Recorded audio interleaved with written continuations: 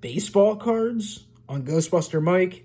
No, it's a baseball card album. I'm actually going through my binders in my card collection and came across some Ghostbuster cards, so I figured I'd share real quick. So these are from the 2016 set produced by Cryptozoic.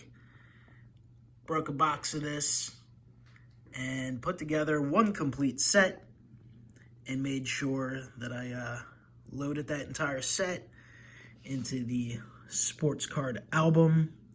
So pretty cool set overall. Definitely looks a little better than the set put out by Topps back in 1990. The top set was for Ghostbusters 2. It might have come out in late 89. I forget exactly when it was actually released. But those cards were, they were okay for the time, but looking back on them, they're not amazing. These have a little better photography, of course. Generally speaking, I would say Cryptozoic has pretty generic-looking cards, at least base-wise. And I'm actually never a big fan of the autographs that they produce. But awesome stuff. As a Ghostbuster fan, obviously it's kind of disappointing times. Should have been able to see Ghostbuster Afterlife by now, but the pandemic struck and made that not possible. It'll be kind of interesting to see, what the future is.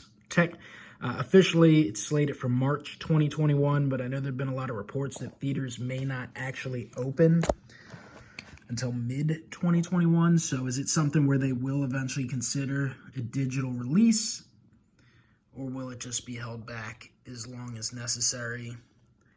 As someone who's definitely excited, who's been waiting 30 years for that movie, I'm all about the digital release, but I also understand the finances of it are really not that good.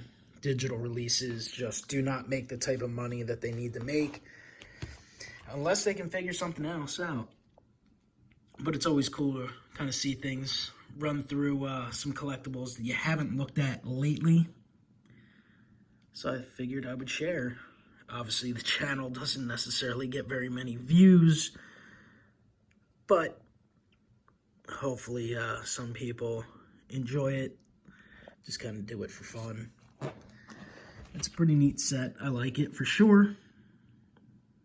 I wonder if there will be any sort of plans with the emergence of trading cards in popularity, if, Ghostbuster Afterlife will be the type of release that might get consideration for some sort of set.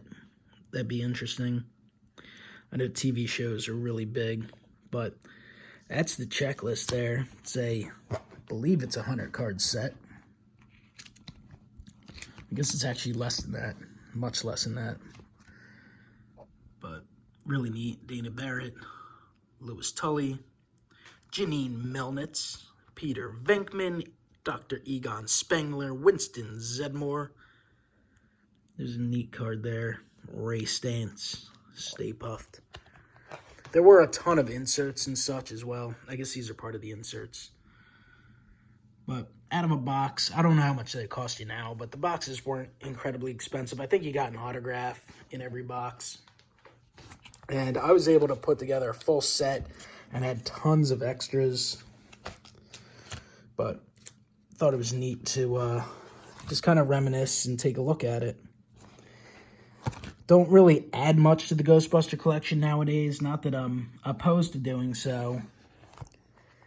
But when I see stuff that's neat, I like to add it. And definitely like to go through some of the old school stuff once in a while.